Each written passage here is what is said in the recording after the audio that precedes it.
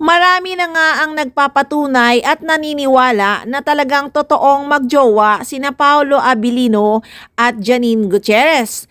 Marami na rin kasi ang nakakakita na magkasama ang dalawa. Narito nga ang ilan sa mga nagpapatunay na tunay na magjowa ang Paunin. Nakita nga sila sa Ayala Mall na magkasama sa Ido Nail Salon. Ito ang nail salon ni Janine. Doon may nakakita sa kanila. Hindi raw talaga niya nakuna ng picture dahil nagmamadali ang babaeng nakakita na magkasama ang dalawa.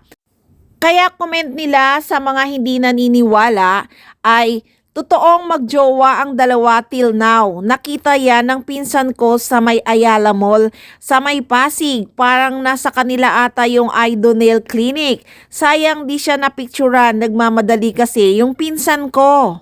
At sabi pa ng isa, parang umiiwas ata sila sa showbiz kasi may mga proyekto din sila at movie. Ang cute daw talaga ni Janine Gutierrez. Oo, nakita din ng friend ko sa airport magkasama nung Christmas daw.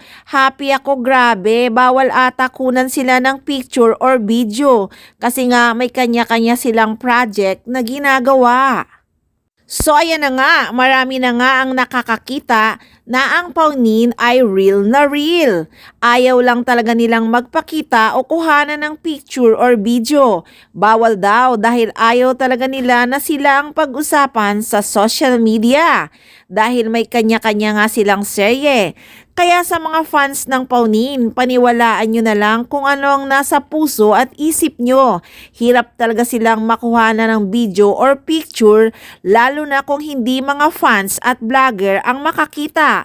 Kasi kung mga tao lang sa mall, hindi naman sila basta-basta i-post. Kung mga fans yan, baka i-post sila kasi malaking scoop nga naman yan. At malaking paayuda para sa mga fans ng Paunin. Kaya okay na lang muna itong ganitong paayuda, at least nakakabawas ng pag-aalala dahil talagang hindi tayo makakakita ng picture or video man na magkasama ang Paunin dahil nga iwas na iwas sila sa mga press na sila talaga ang pag-usapan. Kaya mga Paunin fans, huwag mag-alala dahil Janine and Paolo Abilino is real na talagang magkarelasyon hanggang ngayon. Kaya lagi lang kayong mag-abang at tutok lang palagi dito lang sa Maarteng Machika.